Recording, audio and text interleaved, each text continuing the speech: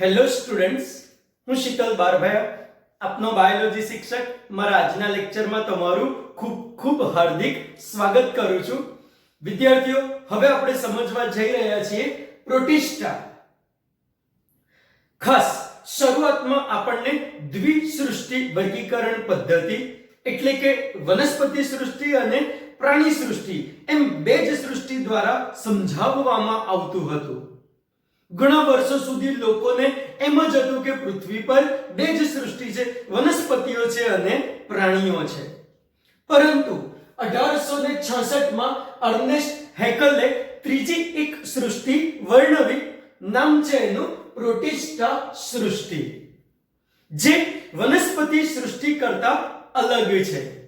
અમુક વૈજ્ઞાનિકો એને પ્રકાશ સંશ્લેષિત પ્રોટિસ્ટા કહે છે. અમુક વૈજ્ઞાનિકો આજે પણ એમને વનસ્પતિ તરીકે જ ઓળખાવે છે, કારણ થોડાક લક્ષણો વનસ્પતિને પણ મળતા આવતા હોય છે. પરંતુ એ કેવી રીતે વનસ્પતિ સૃષ્ટિ કરતા અલગ છે એ સમજવા માટે ચલો એના રિલેટેડ ડિટેલ અને જનરલ માહિતી આપણે સમજતા જઈએ. જેમ કે વિદ્યાર્થીઓ, આ એક કોષીય છે. ખાસ એના ઉદાહરણ પરથી તમને ખ્યાલ આવી જાય. અમીબા, પેરામીશિયમ, યુગ્લિના, પ્લાઝ્મોડિયમ, ડાયનોફ્લેજેલેટ્સ, સ્લાઇમ મોલ્ડ્સ બધા જ મોટા ભાગે કહીએ તો એક કોષીય સ્ટ્રક્ચર્સ આપણે કહેવા હોય તો કહી શકીએ છીએ. હવે એક કોષ છે તો નરી આંખે તો દેખાવાનો જ નથી. એને જોવા માટે માઇક્રોસ્કોપ, સૂક્ષ્મદર્શક યંત્રની જરૂર પડે તો જ આપણે એનો અભ્યાસ કરી શકીએ. એટલે કે એ સૂક્ષ્મ સજીવો છે, અભ્યાસ માટે સૂક્ષ્મદર્શક યંત્રની જરૂર રહે છે. ઓકે, સૂક્ષ્મદર્શક યંત્ર વડે અભ્યાસ કર્યો ત્યારે તો આપણને ખબર પડી કે શું કોષ કેન્દ્રીય છે, યુકેરિયોટ્સ છે. આની પહેલા મોનેરા એમને આપણે કહેતા હતા એક કોષી પ્રોકેરિયોટ્સ. પ્રોકેરિયોટ્સ એટલે કે આદિ કોષ કેન્દ્રી સજીવો. કેરિયો એ વર્ડનો મતલબ થાય છે કોષ કેન્દ્ર. પ્રોકેરિયો એટલે કે આદિ કોષ કેન્દ્ર. પણ આ સજીવો યુકેરિયોટ્સ છે, એટલે કે સુવિકસિત કોષ કેન્દ્ર ધરાવતા આપણને જોવા મળી ગયા છે. સુવિકસિત કોષ કેન્દ્રનો મતલબ વિદ્યાર્થીઓ, કોષ કેન્દ્ર પટલ હોય, અંદર કોષ કેન્દ્રિકા હોય, કોષ કેન્દ્ર રસ, આવી અલગ જ વિશિષ્ટતા ધરાવતા હોય. સાથે સાથે અંદર પટલમય અંગિકાઓ પણ આપણને જોવા મળી જતી હોય. ઓકે, ચલો જેમ જેમ અભ્યાસ કરતા ગયા તેમ તેમ સમજ પડતી ગઈ. 5 પ્રકારના પ્રોટિસ્ટા છે. જેમ કે યાદ રાખવા માટે SP સુપરિન્ટેન્ડન્ટ ઓફ પોલીસ અને આલ્ફાબેટ્સ પ્રમાણે CDE આપણે બોલીએ છીએ ને ABCDE SP CED, જ્યાં S એટલે કે સ્લાઇમ મોલ્ડ્સ, P એટલે કે પ્રોટોઝોઅન્સ પ્રજીવ, C એટલે કે ક્રાઇસોફાઇટ્સ, D એટલે કે ડાયનોફ્લેજેલેટ્સ અને E એટલે કે યુગ્લિનોઇડ, જેની શરૂઆત એલિફન્ટના E થી થતી જોવા મળેલી છે. એટલે એને યુગ્લિનોઇડ્સ આ રીતે આપણે દર્શાવેલું છે. તો 5 યાદ રાખવાના છે આપણે. એના પ્રકાર ખાસ કરીને સ્લાઇમ મોલ્ડ્સ, પ્રજીવ, ક્રાઇસોફાઇટ્સ, ડાયનોફ્લેજેલેટ્સ અને યુગ્લિનોઇડ્સ. ઓકે, આ મોટાભાગના તમામને આપણે જોઈએ તો પ્રાથમિક રીતે, પ્રાઇમરીલી રીતે જોઈએ તો જલજ જ જોવા મળ્યા છે. એટલે કે ખારા પાણીમાં અથવા મીઠા પાણીમાં આપણને જોવા મળી ગયા છે. એ પ્લેન્ક્ટોન્સ તરીકે પાણીમાં આપણને જોવા મળ્યા છે. એટલે કે પાણીની સપાટી પર હોય, પાણીના પ્રવાહને લીધે એ એક જગ્યાએથી બીજી જગ્યાએ જતા હોય, પોતે એક્ટિવલી સ્વિમર્સ ન હોય, પોતે તરતા ન હોય, પણ પાણીના પ્રવાહના લીધે જાણે એક જગ્યાએથી બીજી જગ્યાએ જતા આપણને જોવા મળે, એમને જ કહેવાય છે પ્લેન્ક્ટોન્સ. પણ આપણા જેવા જીવો પાણીમાં પડ્યા હોય, માછલી જેવા જીવો જે પોતે એક્ટિવલી સ્વિમ કરે છે, તો ત્યારે તેમને કહેવાય નેક્ટોન્સ. ઓકે, એટલે પ્રોટિસ્ટા નેક્ટોન્સ નથી, પ્રોટિસ્ટા એ પ્લેન્ટોન્સ જીવો આપણે કહેવા હોય તો કહી શકીએ. જેમ કે કોઈ એક વ્યક્તિ મરી જાય, એની ડેડ બોડી તમે પાણી પર મૂકી દો તો પાણીના પ્રવાહની સાથે કેવી તરે, એવા આ જીવો ઉપર પડેલા હોય, પ્રવાહ કરંટની સાથે તરતા આપણને જોવા મળી જતા હોય છે. વિદ્યાર્થીઓ, ખાસ હવે સમજવા જેવી વાત એ છે કે મોનેરા સૃષ્ટિ એક કોષી અને પ્રોકેરિયોટ્સ છે. આ જીવો એક કોષી અને યુકેરિયોટ્સ છે. એટલે આ બંને વચ્ચે કંઈક સંબંધ હોય એમ લાગે છે. ખાસ એમ કહી શકાય મોનેરામાંથી જ પ્રોટિસ્ટા ઉદ્વિકાસ દ્વારા આવ્યા હશે અને એમનું કોષ કેન્દ્ર સુવિકસિત બન્યું, પટલમય અંગિકાઓ સુવિકસિત બની, કોષ સુવિકસિત બન્યા. હવે એમાંથી જ એક સાથે ત્રણ સૃષ્ટિ અસ્તિત્વમાં આવી હશે એકાદ 2-5 વર્ષોની ગેપમાં. એટલે કે પ્રોટિસ્ટામાંથી અમુક ફૂગ સૃષ્ટિમાં ફેરવાયા હશે. એટલે પ્રોટિસ્ટાના અમુક સભ્યો તમને ફૂગ જેવા લાગશે. પ્રોટિસ્ટામાંથી જ વનસ્પતિ સૃષ્ટિ બની હશે. એટલે પ્રોટિસ્ટાના અમુક સભ્યોનું સ્ટ્રક્ચર, એમની રચના, એમના કાર્યો વનસ્પતિ જેવા લાગશે. તેવી જ રીતે પ્રોટિસ્ટામાંથી જ પ્રાણી સૃષ્ટિ અસ્તિત્વમાં આવી ઉદ્વિકાસ દ્વારા. એનો મતલબ એવો પણ કહી શકાય કે પ્રોટિસ્ટામાં કેટલાક જીવોની રચના, એમના કાર્યો એક ખાસ આપણને પ્રાણી સૃષ્ટિ જેવા પણ જોવા મળી ગયા હશે. એટલે કે મોનેરામાંથી ડાયરેક્ટ ફૂગ, વનસ્પતિ અને પ્રાણી નથી આવ્યા. વાયા પ્રોટિસ્ટા આ ત્રણ સૃષ્ટિ અસ્તિત્વમાં આવેલી છે. એટલે કે પ્રોટિસ્ટા એ મોનેરા એટલે કે એક કોષી અને પ્રોકેરિયોટ્સ સાથે સાથે બહુકોષી અને યુકેરિયોટ્સ ની જોડતી કડી, બંને વચ્ચેની કડી પણ આપણે અહીંયા કહેવી હોય તો કહી શકીએ છીએ. ખાસ આ જોડતી કડીના સભ્યોમાં જુઓ તો અલગ અલગ ડિફરન્ટ સ્ટ્રક્ચર્સ તરીકે કહીએ તો બહારની બાજુએ લાઈક હલનચલન માટેની રચના તરીકે કહીએ તો આપણને જોવા મળી જાય છે પક્ષમાં. અમુક સભ્યોમાં જોવા મળી જાય છે લાંબી ચાબુક જેવી કશા. અમુક સભ્યોમાં વહન માટે, હલનચલન, પ્રચલન માટે કહીએ તો જોવા મળી જાય છે ખોટા પગો. આમ અલગ અલગ રચનાઓ દ્વારા એ હલનચલન કરતા આપણને જોવા મળી જતા હોય છે. વિદ્યાર્થીઓ, ખાસ કરીને એમનું પોષણ જોતા આપણને રિયલી એવું લાગે છે કે જોડતી કડી હોઈ શકે છે. જેમ કે સ્લાઇમ મોલ્ડ્સ ખાસ એ મૃતોપજીવી એટલે કે વિષમ પોષીય પોષણ ધરાવતા હોય છે. પોતાનો ખોરાક જાતે બનાવતા નથી, સડતા કાર્બનિક પદાર્થ અથવા મૃતદેહ ઉપર એ પોષણ માટે નભતા હોય છે. એ ફૂગની જેમ પોષણ કરી લેતા આપણે જોયા છે. ત્યાર પછી કહીએ તો પ્રજીવ એ પણ વિષમ પોષી છે, કારણ હરિતકણ ધરાવતા નથી. ખાસ કરીને એમાંના અમુક પરોપજીવી છે. એમાં પણ કહીએ તો પ્લાઝ્મોડિયમ જે મેલેરિયા જેવા રોગ માટે જવાબદાર છે. અમુક જીવો ખાસ અમીબા એ ખોરાક અંતઃગ્રહણ કરતા હોય છે. પેરામિશિયમ પણ મુખ ખાંચ દ્વારા ખોરાક અંતઃગ્રહણ કરતા હોય છે. તો અહીંયા વિષમ પોષીય ખાસ પ્રાણીસમ પોષણ આપણે જોવું હોય તો જોઈ શકીએ છીએ. સાથે સાથે ક્રાઇસોફાઇટ્સ, ડાયનોફ્લેજેલેટ્સ, યુગ્લિનોઇડ્સ આ જીવો હરિતકણ ધરાવે છે, પોતાનો ખોરાક પોતાની જાતે બનાવે છે. એટલે એમને સ્વયંપોષી પણ આપણે કહેવા હોય તો કહી શકીએ છીએ. એમાં પણ યુગ્લિનોઇડ્સની તો વિશિષ્ટતા એ છે કે સૂર્યપ્રકાશ મળે તો સ્વયંપોષી અને પ્રકાશ ન મળે તો વિષમપોષીય પોષણ પણ એ ધરાવતું આપણને જોવા મળી ગયેલું છે. વિદ્યાર્થીઓ, હજુ આ સૃષ્ટિના ખાસ સભ્યોની વિશિષ્ટતા કહીએ તો એમની ફરતે કોષરસ પટલ જણાય છે. કોષરસ પટલની બહારની બાજુએ સ્પેશિયલી શ્લેષ્મીય આવરણ એટલે કે પેલિકલ એટલે કે છાદી જેવી રચના પણ આપણે જોવી હોય તો જોઈ શકીએ છીએ. કેટલાકની ફરતે ક્યુટિકલનું આવરણ હોય છે. વિદ્યાર્થીઓ, કેટલાકની ફરતે કવચ જેમ કે ડાયનોફ્લેજેલેટ્સની ઉપર અને નીચે બેઉ તરફ કવચ આવેલા આપણને જોવા મળેલા છે. જ્યારે અમુક સભ્યો સેલ્યુલોઝની દિવાલ પણ ધરાવતા આપણને જોવા મળી ગયા છે. મીન્સ આપણે એમની એક વિશિષ્ટતા કહેવી હોય તો આપણે કહી શકીએ છીએ. અને છેલ્લે જનરલ ટોક્સમાં આપણે કહીએ તો એ અલિંગી પ્રજનન દ્વિભાજન દ્વારા કરતા હોય છે. ખાસ અમુક સરળ દ્વિભાજન કરે છે, અમુક આયામ દ્વિભાજન કરતા પણ આપણને જોવા મળ્યા છે, અમુક અનુપ્રસ્થ દ્વિભાજન પણ ધરાવતા આપણને જોવા મળી ગયા છે.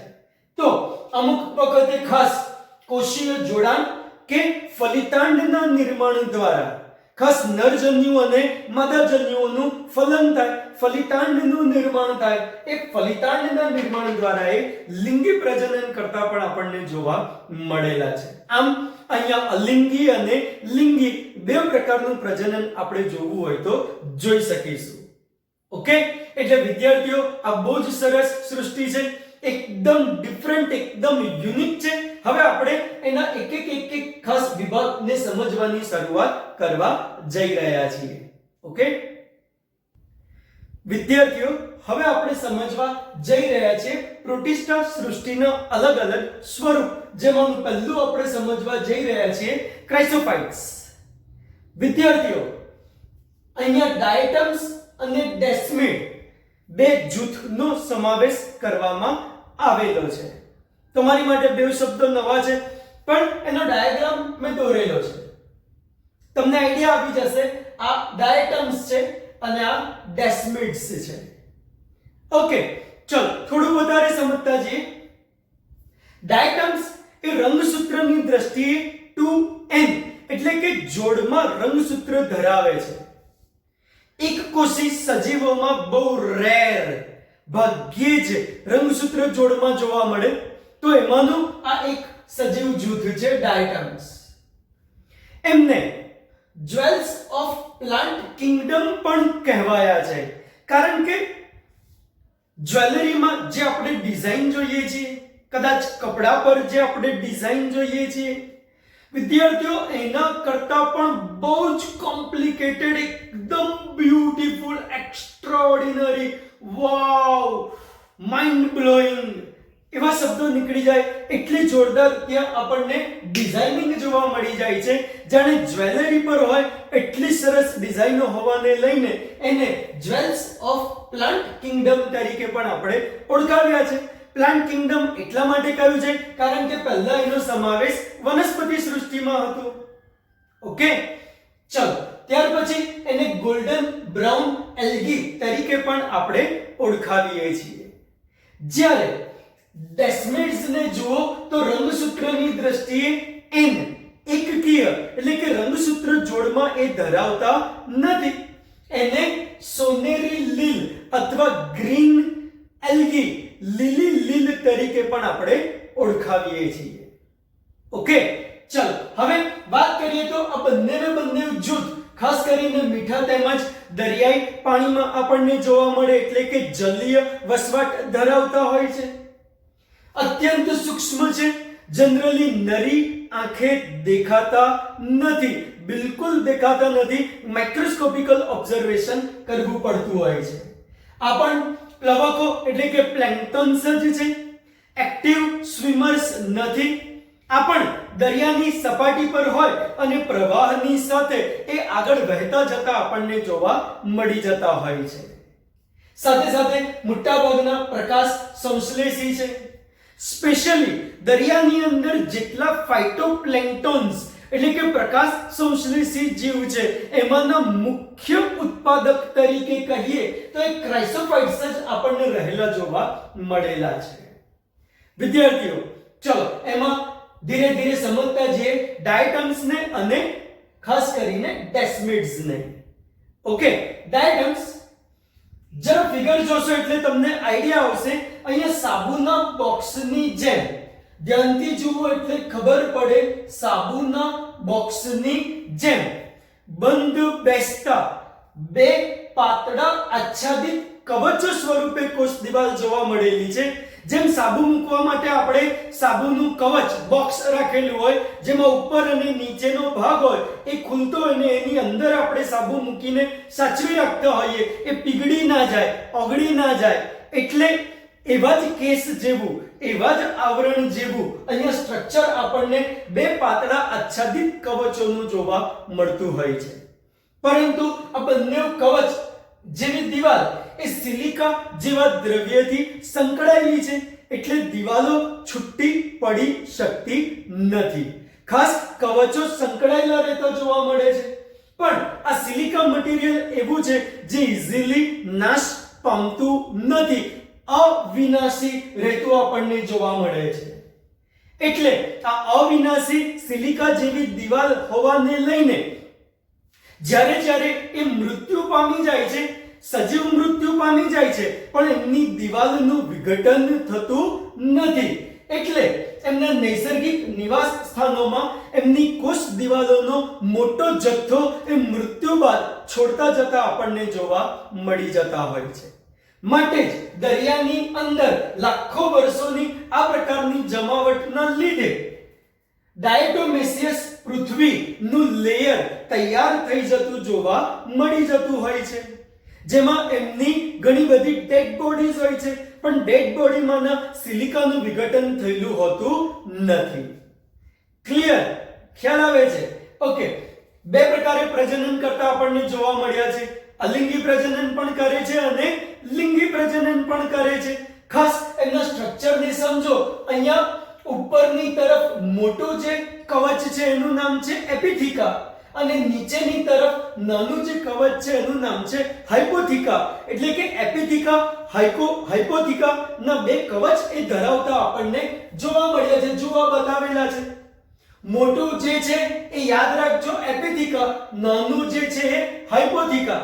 હવે જ્યારે અલિંગી પ્રજનન કરતા હોય છે ત્યારે ખાસ એપિથિકા એ દૂર થઈ જાય છે, અને ખાસ જે નાનું નીચેનું હાઇપોથિકા હોય છે એ હવે નવા કોષ માટે નવા વિભાજન બાદ એ આપણને જોવા મળી જાય છે એપિથિકા બની જતું.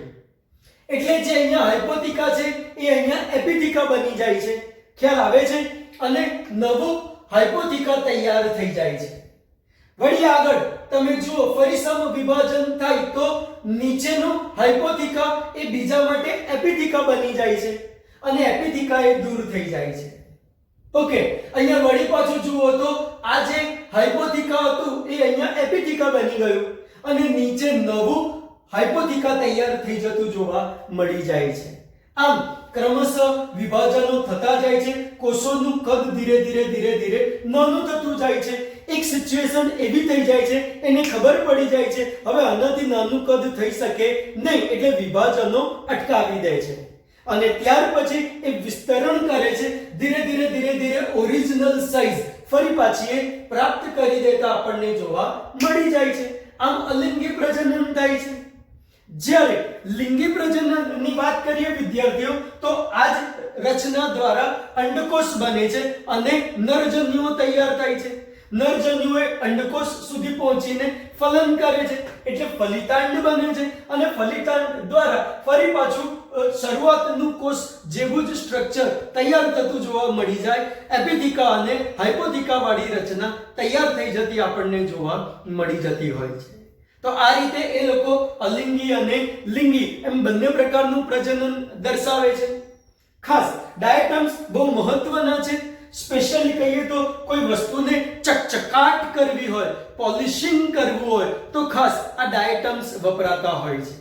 બીજું કહીએ તો તેલ અને ચાસણીને ગાળવી હોય તો ગાળણ તરીકે પણ ઉપયોગમાં આવી જતા હોય, ફિલ્ટર તરીકેનું કામ પણ કરી દેતા આપણે જોયા છે. સાથે સાથે બોઇલર્સ હોય, ફર્નેસ હોય, જ્યાં ખાસ મેટલર્જીમાં મેટલ્સને ઊંચા ટેમ્પરેચરે ગરમ કરીને પીગાળવામાં આવતી હોય, તો એવી ફર્નેસમાં, એવા બોઇલરમાં અંદરની સાઈડ ઇન્સ્યુલેટર તરીકે પણ અમને વાપરવા હોય તો વાપરી શકીએ છીએ. તો આટલા અગત્યના એ હતા ડાયટમ્સ.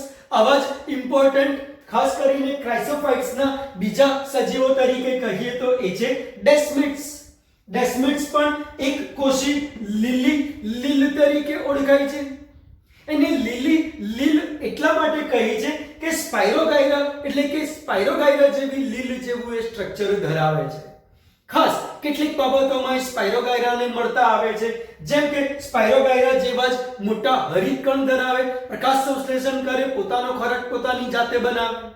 બીજું, સ્પાઇરોગાયરાની જેમ જ સંયુગ્મન દ્વારા એ લિંગી પ્રજનન કરે છે. આવી બાબતોમાં સ્પાઇરોગાયરા લીલને મળતા આવે, એટલે જ એમને કહ્યું છે આપણે એક કોષીય લીલી લીલ. ઓકે, પછી કહીએ તો ખાસ મીઠા પાણીમાં જોવા મળ્યા છે, સ્પેશિયલી ફક્ત મીઠા પાણીમાં જ. અને એ ઇન્ડિકેટર ઓફ અનપોલ્યુટેડ વોટર, એટલે કે પાણી એકદમ શુદ્ધ, એકદમ ચોખ્ખું હોય તો જ આ જીવો ત્યાં રહેતા હોય.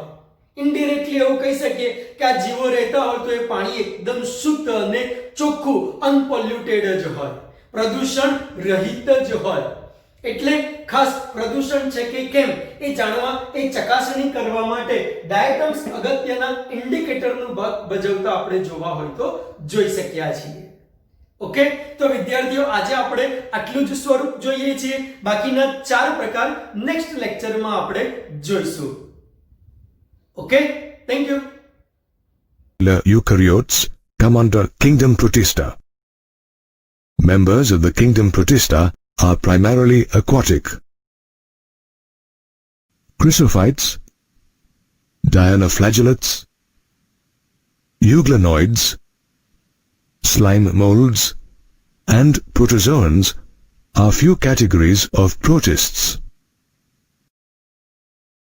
Since they are all eukaryotes, they contain a well-defined nucleus and other membranous organelles. Some protists also have either a flagellum or a coelium. They reproduce both asexually through cell fusion and sexually via zygote formation.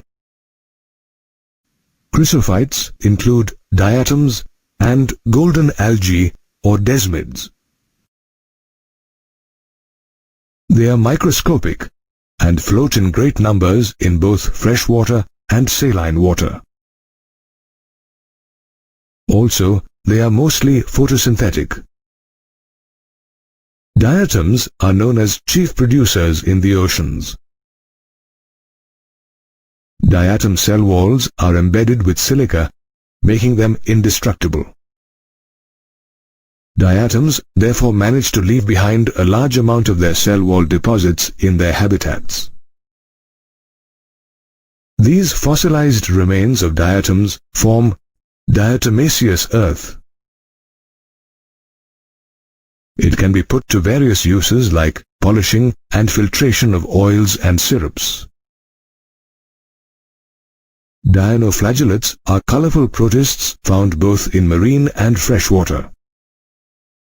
Depending on the main pigments in their cells, they are yellow, green, brown, blue or red. Sometimes, when a red dinoflagellate multiplies rapidly in the sea, it makes the sea appear red. This red tide phenomenon is known to be harmful, as the toxins so released can kill other marine animals such as fish. Dinoflagellates usually have 2 flagella, longitudinal flagella and transverse flagella. Their names indicate how both the flagella are positioned. Euglenoids too, like dinoflagellates, have 2 flagella, one short and the other a long one. Instead of a cell wall, euglenoids have a protein-rich layer called pellicle that makes their bodies flexible. Euglenoids are phototrophic autotrophs in the presence of sunlight, since they also have chloroplasts, like plants.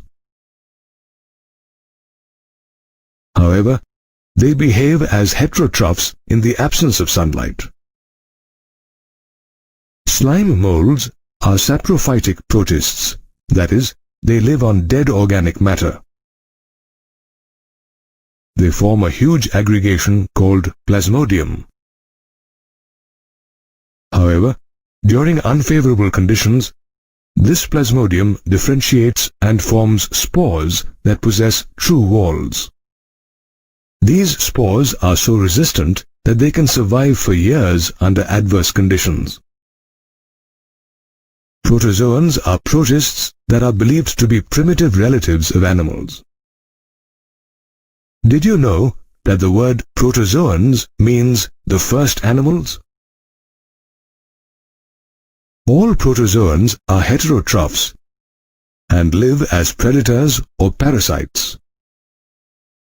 They can be classified into 4 types: amoeboid protozoans, flagellated protozoans, ciliated protozoans, and sporozoans.